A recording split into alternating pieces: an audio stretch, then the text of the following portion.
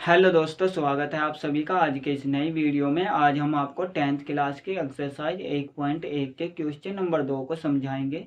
तो चलिए दोस्तों, वीडियो को शुरू करते हैं और समझ लेते हैं क्वेश्चन नंबर 2 को। यहाँ पर क्वेश्चन नंबर 2 दे रखा है, पूर्णांकों के निम्नलिखित युग्मों के एचसीएफ और एलसीएम ज्ञात कीजिए तथा इसकी जांच कीजिए कि दो संख्याओं का गुणनफल बराबर एचसीएफ गुणा एलसीएम होता है। यहाँ पर देखिए पूर्णांक लिखा हुआ है। पूर्णांक होते हैं जो संख्याएं होती है, यानी कि एक से लेकर अनंत तक जितनी भी संख्याएं होती हैं उन सभी को हम पूर्णांक कहते हैं। उसके बाद देखिए युग्म। युग्म मतलब दो संख्याएं दे रखी है 26 और 91, ये हो गया एक युग्म। 510 और 92 का हो गया एक युग्म। 336 और 54 का हो गया एक युग्म। तो इसमें क्या करना है, पूर्णांकों के निम्नलिखित युग्मों के, यानी कि ये संख्याएं दे रखी है, इनके एचसीएफ और एलसीएम ज्ञात करने हैं। एचसीएफ क्या होता है, मैच है। एचसीएफ होता है मैच है और एलसीएम क्या होता है, लेस है। ठीक है। मैच है यानी कि महत्तम समापवर्तक और लेस है होता है लघुत्तम समापवर्ती।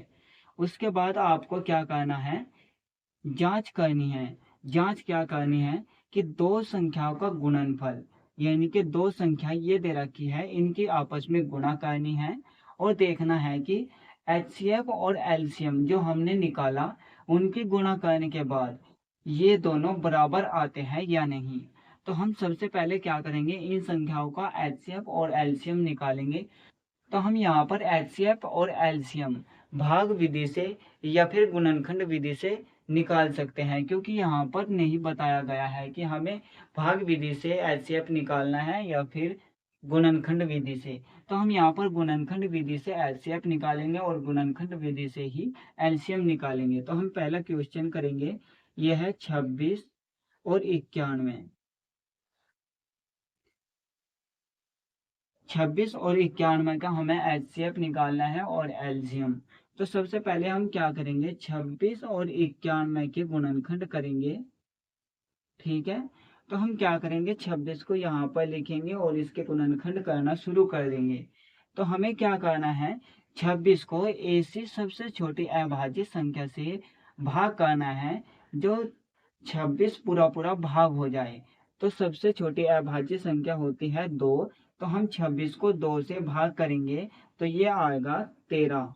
यानी जब हम 2 का पाड़ा 13 बार पढ़ेंगे तो 26 आ जाएगा। या फिर आप कह सकते हैं जब हम 13 का पाड़ा 2 बार पढ़ेंगे तो 26 आ जाएगा। या फिर आप कह सकते हैं जब हम इन दोनों की मल्टीप्लाई करेंगे तो 26 आ जाएगा।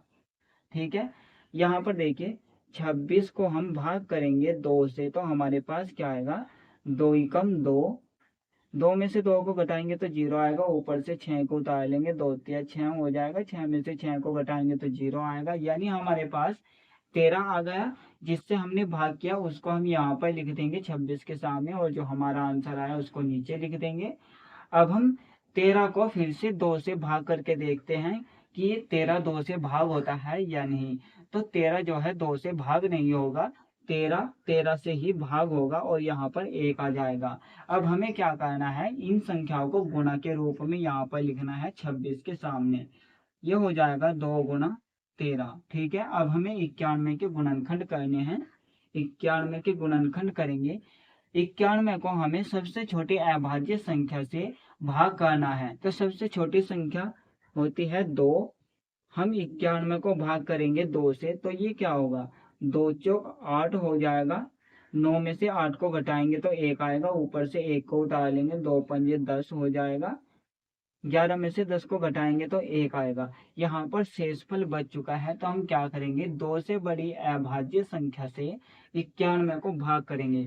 तो 2 से बड़ी अभाज्य संख्या होती है 3। तो हम 3 से 91 को भाग करेंगे। ये हो जाएगा 3 तिया 9। 9 में से 9 को घटाएंगे तो 0 आएगा, ऊपर से 1 को उतार लेंगे, पढ़ा न चलने की 0 लगा देंगे। और यहाँ पर भी शेषफल बच चुका है। तो हम क्या करेंगे, 3 से बड़ी अभाज्य संख्या यानी 5 से 91 को भाग करेंगे और देखेंगे कि ये संख्या पूरी पूरी भाग हो जाती है या नहीं। तो हम 5 से भाग करेंगे 91 को। ठीक है। 5 एकम 5, 9 में से 5 को घटाएंगे तो 4 आएगा, ऊपर से 1 को उतार लेंगे, 5 8 40 हो जाएगा। 41 में से 40 को घटाएंगे तो 1 आएगा, तो यहाँ पर भी शेषफल बच चुका है। अब हमें क्या करना है, 5 से बड़ी अभाज्य संख्या यानी 7 से 91 को भाग करके देखना है कि ये संख्या पूरी पूरी भाग होती है या नहीं। तो हम 7 से भाग करेंगे 91 को, ये हो जाएगा 7 एकम 7। 9 में से 7 को घटाएंगे तो 2 आएगा, ऊपर से 1 उतार लेंगे, 7 या 21 हो जाएगा।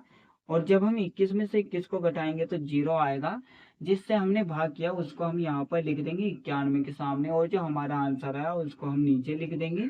ठीक है, अब 13 को हम 13 से भाग करेंगे तो 1 आ जाएगा।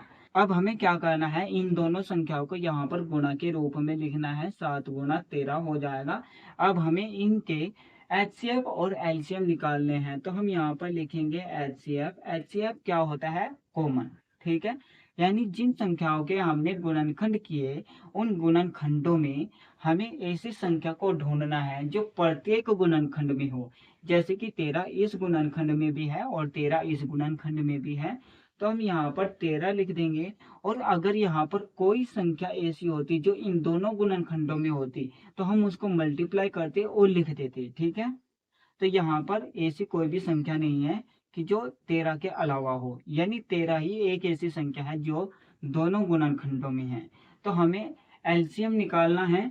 एलसीएम एलसीएम में हमें क्या करना है, जो संख्या कॉमन है उसको तो हमें लिखना ही है, लेकिन उसके अलावा जो संख्या बच गई उनको भी लिखना है। यानी 13 के अलावा यहाँ पर 2 बचा है, तो हम 2 को लिखेंगे। मल्टीप्लाई में क्या करेंगे, यहाँ पर 7 बचा है तो 7 को भी लिखेंगे, और जो कॉमन है उसको भी मल्टीप्लाई में लिखेंगे। ठीक है, अब हमें इन तीनों की मल्टीप्लाई करनी है। ये हो जाएगा 2 सते 14। 14 और 13 की जब हम गुणा करेंगे तो हमारे पास क्या आएगा, 13 और 14 की गुणा करनी है। ये हो जाएगा 4 तिया 12, हासिल 1 लगेगा, 4 एकम 4 और 1 हासिल का 5 हो जाएगा। ये आएगा 13।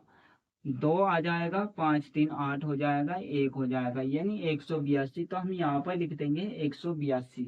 ठीक है, अब हमने क्या किया, इन पूर्णांकों के जो युग्म है यानी 26 और 91 का जो युग्म है, इसके हमने HCF को निकाला और LCM को निकाला। HCF आया 13 और LCM आया 182।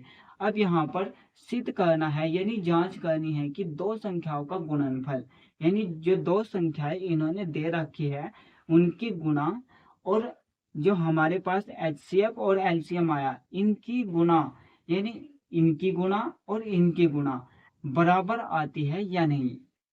तो हम यहाँ पर करेंगे। हमें क्या करना है, इन दोनों संख्याओं की गुणा करनी है, यानी कि दो संख्याओं का गुणनफल। तो इन दोनों संख्याओं की गुणा करेंगे, यहाँ पर लिख देंगे जांच। ठीक है, दो संख्याएं कौन सी है, 26 और 91। 26 और 91 को गुणा में लिखेंगे और बराबर में रखेंगे HCF और गुणा LCM। HCF आया 13, 13 लिख देंगे और गुणा में लिखेंगे LCM यानी 182। ठीक है, अब हमें क्या करना है, इनकी आपस में गुणा करनी है और इनकी आपस में गुणा करनी है।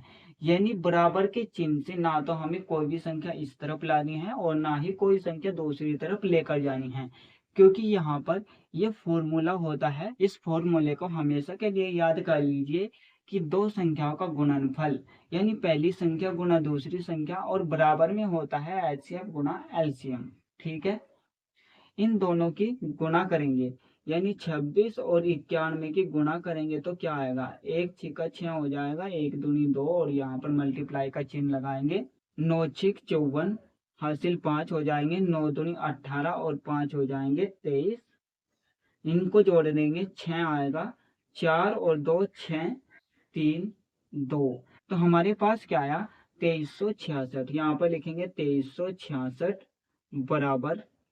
अब हमें 13 और 182 की गुणा करनी है। 182 गुणा हो जाएगा 13, 3 दूनी 6 हो जाएगा, 3 अठे 24, हासिल 2 लगेंगे, 3 कम 3 और 2 हो जाएगा 5, 1 दूनी 2 हो जाएगा, 1 अठे 8, 1 कम 1 हो जाएगा। इन सभी को जोड़ देंगे, 6 आएगा, 4 और 2 6, 8 और 5 13 हो जाएगा 1, और 1 हासिल का हो जाएगा 2, यानी 2366।